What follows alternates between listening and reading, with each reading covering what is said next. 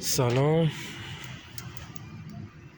من نمیدونم به چی اعتقاد دارن، ولی اون نونه همیشه برای ما ایرانی‌ها مقدس بوده.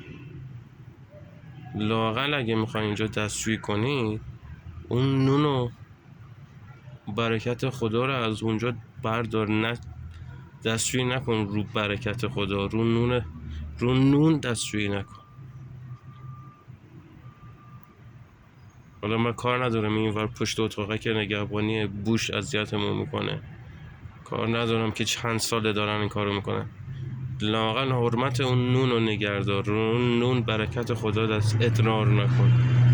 همین کارا باعث میشه که برکت از تو زندگی، برکت از این توی مملکت داره میره.